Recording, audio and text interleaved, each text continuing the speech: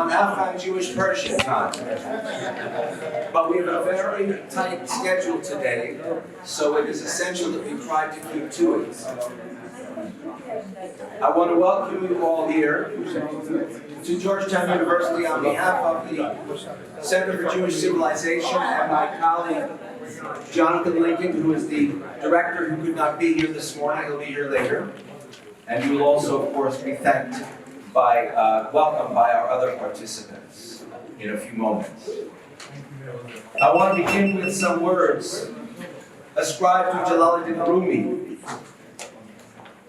Nor Christian, or Jew, or Muslim, not Hindu, Buddhist, Sufi, or Zen, not any religion or cultural system. I'm not from the East or the West, not out of the ocean or up from the ground, not natural or ethereal, not composed of elements at all. I do not exist, am not an entity in this world or the next, did not descend from Adam and Eve, or any origin story. My place is placeless, a trace of the traceless, neither body nor soul. I belong to the beloved, have seen the two worlds as one, and that one called to and know, first, last, outer, inner. Only that breath, breathing human being. Jalaluddin Rumi, if there's anyone in this room who's not familiar with his name, was a master of Muslim jurisprudence who at a certain point in his life felt that legalisms are not enough, there's something more. And he became renowned, far more renowned, as a Sufi, as a mystic, as a poet. Perhaps that helps account for the fact that in the 13th century, in an era dominated by strife within Islam, within Christendom, and between Islam and Christendom, Rumi, who was a dyed-in-the-wool Muslim, could at the same time be the kind of universalist who would be associated with words like these. He was born in Afghanistan, in Balkh, so he is also referred to as Rumi Balkhi. At that time, Afghanistan was part of the Persian Empire.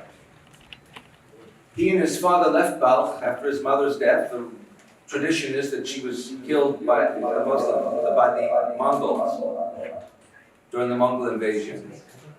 And they ended up in Konya, eventually, after Hajj and a series of adventures. So the Turks also claim him.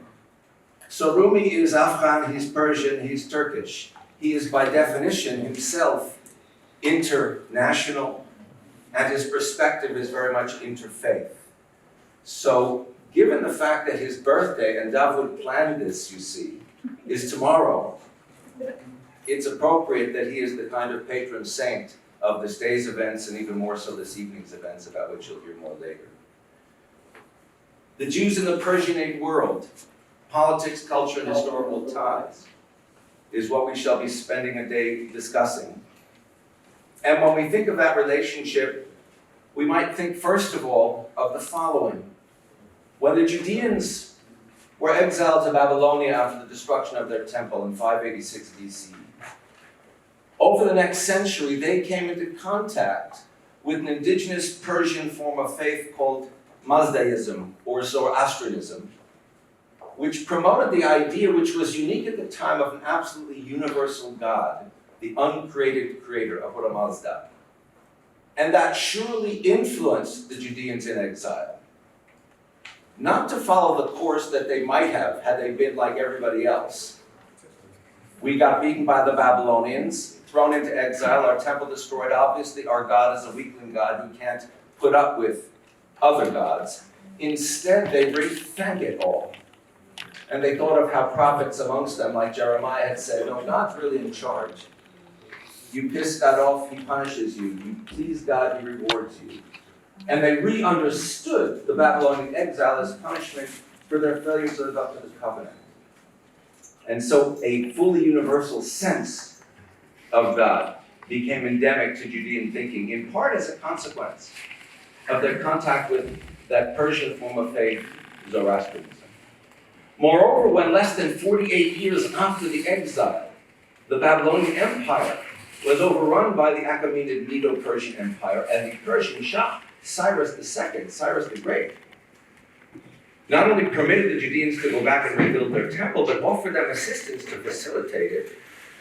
This not only confirmed their sense of things operating under a large divine umbrella, but also was part of the beginning of a long relationship that was so positive between the Judeans and the Persians, not just then, but moving forward. A century after the return from exile, a man who was a Judean came from Persia by the name of Ezra in 444 BCE. This is a traditional date. And edited in its final form, the verb we use is redact. He redacted the Torah. And he was also permitted by the Persian ruler at that point, Artaxerxes I, to complete rebuilding the walls around Jerusalem. It is interesting that gradually, over time, adding onto the Torah would be other books that would eventually become part of the Hebrew Bible. And then the last book of that text, the book of Chronicles, 2 Chronicles, the word Mashiach, Christos, anointed, that had first been used to refer to the anointing of Saul and David by the prophet Samuel, is used to refer to Cyrus as an anointed. So it was a term that connected the thinking of what we Judeans are about to what the Persians are about. And so the relationship was both historical, it was theological, and think about this, it was also aesthetic and architectural. The second temple was built long after anyone who had seen the first temple was gone. So while the footprint may have been there, the style, and we see the evidence of this archaeologically, of that second temple emulated stylistic aspects of Achaemenid Persian culture. So there is a long history of the Judeans and those who descended from the Judeans, spiritually, the Jews, differently, the Christians, with the Persian world. And as that Persian world itself moved from the Achaemenid to the Parthian, to the Sassanian, to the series of Muslim imperial phases, from the Safavids to the Qajars, to the 20th century, that kind of a relationship was maintained throughout the generations. You and I live in an aberrational era. The position of Jews in Iran since 1979 and the relationship, of course, between Iran and Israel since 1979 is aberrational as far as that history is concerned. 25 centuries as opposed to 46 years. So it's essential for us to reawaken and reacquaint ourselves, if we're not aware of it, with that long history. If we are to think of how what at the moment is in a particular place can exchange that place for something else more akin to what has been the case for so many millennia. And with that in mind, I'm going to pass the microphone over to my wonderful colleague and friend David Oralian, without whom this wouldn't be happening, to offer a second set of welcoming remarks. Thank you.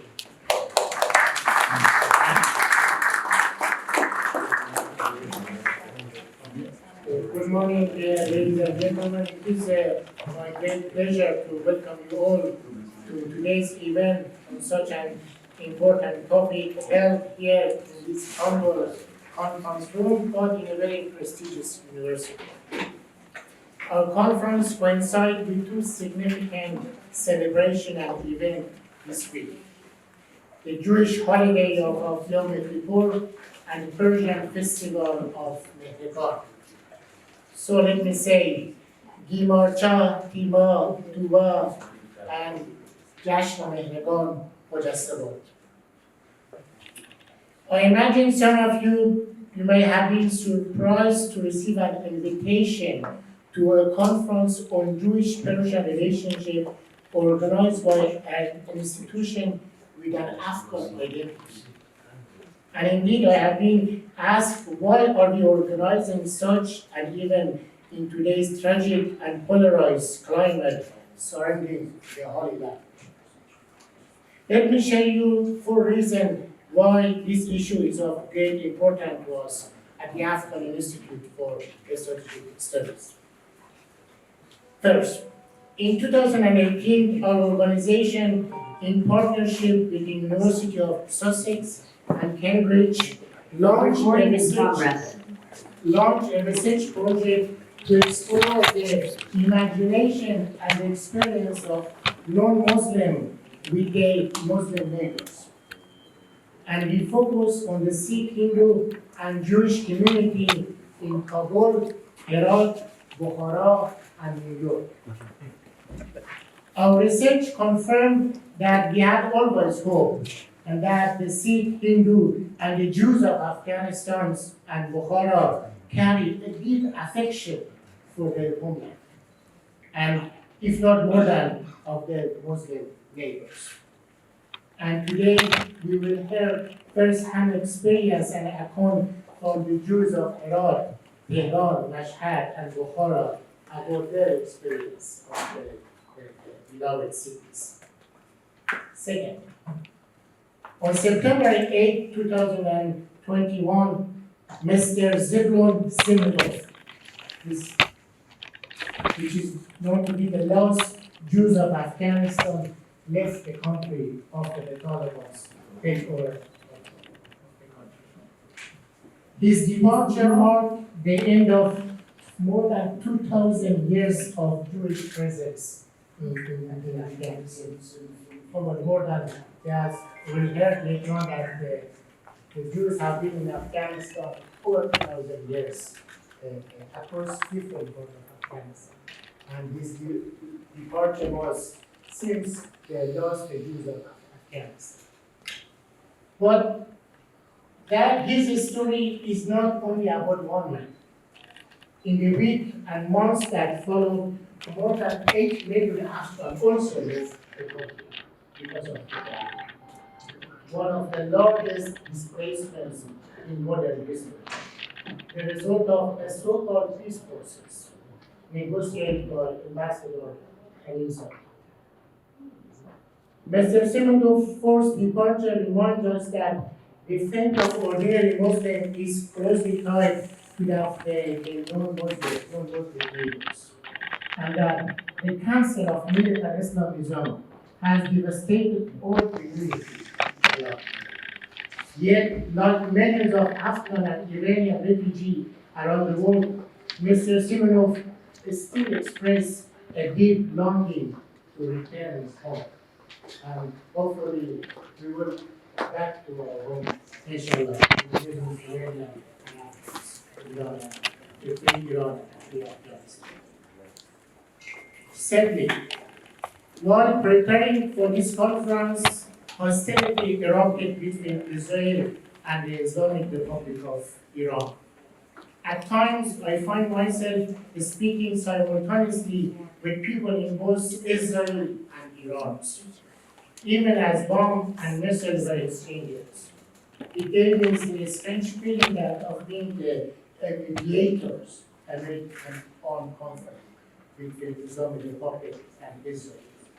And yet, surprisingly, I sense no deep hatreds between my Iranian and Israeli interlocutors.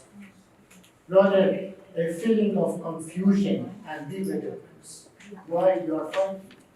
What is the purpose of this exchange of missiles?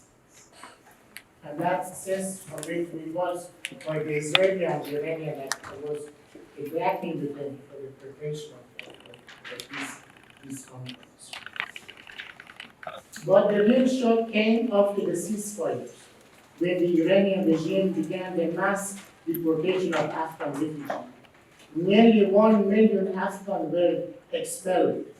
Again, one of the largest deportations in recent history. And this was encouraged by the unfounded rumors of Afghan collaboration with Mossad. Yesterday, Iran's National Security Advisor blamed Israel for creating anti-Afghan hysteria in Iran. But he thanked the Taliban for their support to the Islamic Republic of Iran. And this reminds us that the conflict between Israel and the Islamic Republic of Iran is not a bilateral conflict. It has serious regional implications. Fourth, since the Taliban takeover of Afghanistan, nearly one-third of our population has been forced to flee the country. And that massive displacement has sparked one of the largest global solidarity movements in recent history. And the Jewish humanitarian organization played a vital role in welcoming Afghan refugees, especially in the United States, where refugee protection programs were not well established. In recognition of these efforts in 2023, the Afghan Institute for Strategic Study awarded its annual Abyssinia Peace Awards to honor Jewish organizations for their support to Afghan refugees. And today's event is a continuation of that collaboration between Afghan and the Jewish organization, particularly in the United States. Ladies and gentlemen, there is a phrase once used by President Bush to describe Europe's future, a Europe whole, united, and free. I believe that in our part of the world, the Persianate world, in its broadest sense and context, our history can only be restored if and when all of its community, Jews, Muslims, Christians, atheists alike, come together once again. The Persian project is comprised of different shape, and I think our identity is beautiful when we all come together. This understanding of differences. And I hope today's event will bring us one step closer to that shared vision. And before I conclude, let me to acknowledge some of who made this gathering possible. First, I thank our co-sponsoring partners, the Center for Jewish Civilization, for trusting us to collaborate in such a critical and uncertain time here in Washington. And my deep gratitude goes to Professor Soltis, who will have something more later this evening, whose support and vision helped shape this event from the very beginning. The National Endowment for the Humanity has made possible many of our activities. The American Sephardic Foundation mobilized its intellectual and community resources to enrich this program. And my friend, Ms. Zainab Khan, President of the Muslim American Leadership, has offered valuable support and advice. And the good news is that she has made a special cake for tonight this evening. So it will be a very delicious cake designed by her. And finally, none of them would be meaningful without the trust of our speakers, moderator, and guests who accepted our invitation, and more importantly, to trust us. Because we are not a well-known, well-recognized entity here in Washington. The fact that you trust us coming all the way from a different part of the world, that means that we earn your trust. I'm very grateful to put in your trust in our organization. And of course, our wonderful staff, our wonderful colleagues, Mr. Torino Bahab, who is a senior engineer in California, but has been working hard during us a couple of weeks. Ms. Achaemenid Zami, again, she's working full-time here in Washington, but has been working with my colleague in Canada, another colleague in Afghanistan, another colleague in Pakistan. So really, we have worked very hard. And I hope we have a fruitful exchange today, and we look forward to seeing you tonight celebrating Rumi's birthday at the Museum of the World. Thank you Mike. My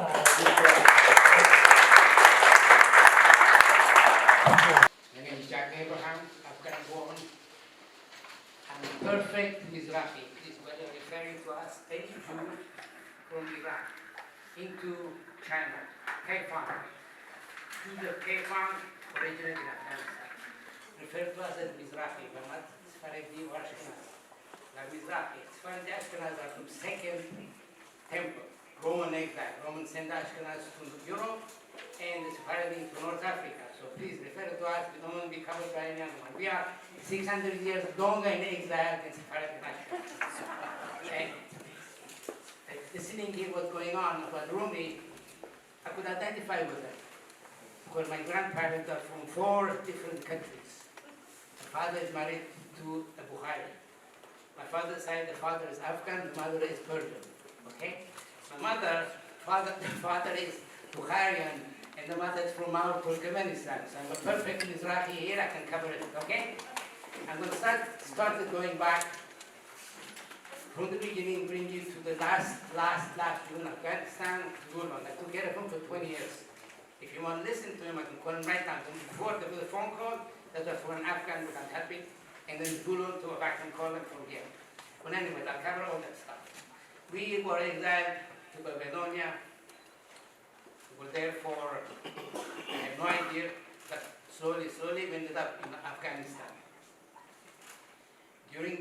From the time of Cyrus until the discovery of the manuscript in Bamiyan. In Bamiyan, they found the second most important religious document in the cave where the Buddha, the Taliban blew up. The second biggest, the first biggest one is from Cairo. This one, the second biggest one, they found in Afghanistan. And also the book that you look today, the Bhagavad Gita example from 1300 years. Our history is deep. What am I? What I'm concerned myself. First, we have Jews, Afghan, Bukharian, Iranian, American. That's it. Jews first, the country we were at, identified with, we go there. And the Jews placed probably the most vital part on the Silk Road. I covered that also too. So we started, and I'm going to go back now to my notes. We wrote down from the Iranian, what happened in Afghanistan. We lived amongst Buddhists for generations. Bamiyan had 2,000 monks. For 2,000 monks to survive, they cannot work. They have to beg for the money. That made the population had big. Afghans were involved with the first Afghan dynasty, Ghaznavid dynasty. The minister of mine was Jewish. Afghan dynasty, the minister of mine was Jewish. There is no city in Afghanistan important that we didn't live. Starting from Kandahar, yes, there's a problem of pogrom over there, in the cave, the writing, in graveyard, okay, in Kandahar, Herat, Bamiyan, Shubarwan, Mazar-e-Sharif, Bath was a very important Jewish religious area. Very important. There was an apostate there. They called him Khibi the Balki, Khibi the Kalbi, the dog. Khibi the dog. Until Sayyid came in and he battled him. At the time of Ghaznavid dynasty was saying about 40,000 Jews living in the area of Ghazni. And when the Muslim war started, Muslim came first time, went back second time. It's within that 20,000 Jewish mercenaries were fighting one side or the other. Before the Taliban came, I was talking to the person from Afghanistan to go to Saudi Arabia to make research to find out what did happen, where were the Jews. We were claiming there's one God and only one God. And what Buddhists there, gigantic Buddhas. That Buddha, you know how big it is? From inside, 10 people could stand on the head. 10 people from inside to something that it was. How important the center it was. But they're claiming there was only one God and did most of it. My family ended up, let's go back. They ended up, they ended up in Mao after the problem the Jews had in Mashhad. The Mashhadi part is that whoever was in control of Mashhad at that time, they told the Mashhadis to convert, pay Jazeera, or we kill you. They had fourth option, run to Herat. That's why my great-grandfather Abraham comes in. The family is now Abraham, but our real name is Shammai. Shammai, which means caretaker of the synagogue. Let the keep the synagogue, make sure that it's presentable when they come to pray. It's clean, nice in there. And he took care of the masjids. I organize, I'm in the gym business, I organize prayers in Tucson, Arizona for the last 40 years, in Las Vegas, and I collect money for charity. And I had no idea, and some of the charity money came from Persian. Most of it's coming, Mashhadi Persian with the industry. And I was sending it to Israel. To who? To offspring of those in Herat, took care of the great-grandfather of those that came looking for shelter in Herat. Take a look, one hand, the other one. They're looking for, we believe in, without born, the first thing is for us, be charitable. And wherever you see something that you can do, tikkun olam, it means fixing the world. You do it, regardless of what, who, what, which is. Whatever you see, wherever you are. If we excel, for simple, if we go and see it's needed, we jump in. They're resilient. They've survived, if you take a look Jews, all over. We survive because of one thing. We don't hold grudges. Something happens to us, we solve it, looking into the face, and go on with it. The proof was it, right here. We left 2 homes in Mao. 2 homes. I have the deeds. When the war between Bolshevik and Menshevik was white and red, and then there was problem over there. We left one house, everything intact, moved to another city. Last time they moved from that city, everything intact, even to Moscow, to Azerbaijan, to Kyrgyzstan, to Afghanistan. We started a new life in Afghanistan, and we did, and we came here. Trade was an important part in Afghanistan.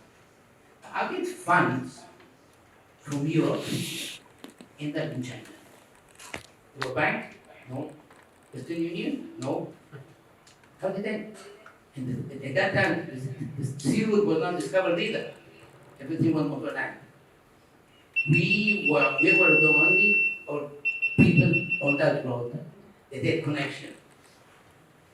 The Jews of Cape found when the head of that dynasty is the correspondent between 2 brothers. One said, I received 20 sheep from this person. What that's supposed to mean? What code is that? 20,000 coin? 20,000 what? What is that? How did money go? And not only this, the Jews were called Rodan. In Farsi, Rodan is somebody who knows the way, the road. It's a guide. How on earth? They went from Europe, boom, boom, boom, boom. Every city, let's put it this way.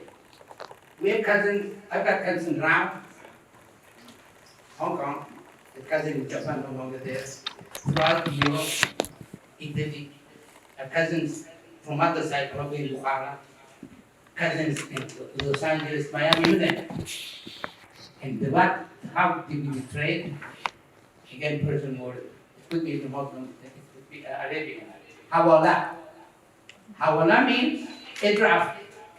Fund was moved from hand to hand, putting a amount of money. One city, he said, could you please profit it to my brother or my cousin, whatever, in that city. And person received the money, send the right to your connection, brother, sister, cousin, whatever. Partner, please give this person, this person, this another person, this amount of money. We have a very important part in trading Afghanistan. In the 40s and 50s, 40s and 50s, the partnership was created. the partnership was 10 partners, one to my father. one of my father. One was in India, One was in India, 3 in Kabul, 3 in Kabul, 5 in Herat, and 1 in London. Herat, and 1 in London. What did they do? In 40s and 50s. What did they do? 40s and 50s. What did they say? Arab. What did they say? Very famous. At that time, Very people well. wanted That time Arab. people wanted And and me. Karakul, me. Karakul Incorporated. and The Cardiff. deep trade. The deep trade. In the 60s, In the 60s, and they did the 20-30% of all imports coming to Afghanistan went through Jewish companies. How? Until my company. until my country. We will open the trade. We opened the Any trade. product that an Afghan Product person needed, person needed. if you make a contract with the company, West Coast, General Electric, General Motor, General Tire, anything from Japan, anything from Iran or Taiwan, they get a contract, They get the come to us, they say, we have this contract, please open for us that is open for credit. us that local credit. There were 4 companies established in New York. Okay. The first one was Mumbai. The first one was Late 50s and 60s. 50s Out and of them, came up, we had to go with my brothers, 60s. called My brothers, American Enterprises, American Enterprises, American Arana, and American Arana, American Ariana, and American. Indiana, and We would send to Afghanistan, sent to Afghanistan. I don't know how, Even my we had father, agencies. they had agencies. This is key This is key. for keyboard. What keyboard? Seatedling tires with Seatedling exclusive tires distribution. with exclusive distribution. The brother-in-law had exclusive Brother-in-law distribution. is General Tire, General we also Tire. had exclusive for We also pen had oil, exclusive pen oil, and oil for motors. oil, We sold, we we sold, sold, and they just they just used clothing from America, used clothing from America. used coat, our army coats, Our army coats, international harvester, international auto parts, harvester, car, auto you name parts, car, it. you name Open and send. How we did it? How we did it? If you come with a contract, Come with to a our contract, company, they want to, check company. they have to give 20 to 25%. 20 to 25% down payment.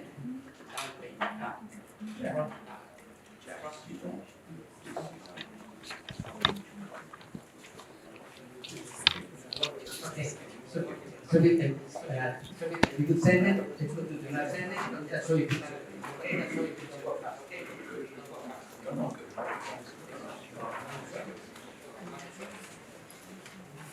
Here I got five documents.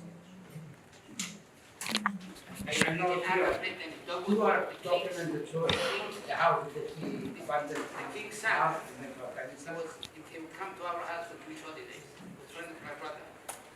This is in the ark. I think this is shared in a company or a bank. This is my grandfather and his brother. 1914 going to They are in Afghanistan. Central You Torah. can't Back to Afghanistan. you had 1954 we took it back to Israel. either you One prospered, of them is in Bangkok, one of they them is just got, you suffered, you got away. in the Living with picture. the last years in Afghanistan, Again, recognize his lifestyle was absolutely anti-Zionism. But 207 is the party in honor of Emancipated Iran. Saying thank you to Afghanistan hosting us for 2,500 years. Remove travel from New them. roots in America. Yet They the invited President Bush. It's It's one they say if I come, go to house. yes, we're not able to come. Invited Near the synagogue. Ambassador Hagenstein, Ambassador And the Jews Gilbert, put in to business under our name. The synagogue, I got the part of this, and I pictured, I invited Achaemenid, Yeah. was our yeah, we representative. have over there also a At couple that time, cemetery at my father's name, and what I did, I put it given under this observation to be in New York, this district, and I got students and sent you to talk as to them. Afghan being the old, one of the oldest Jewish communities in the Okay. world. November 27, 07, after Jewish days that happened.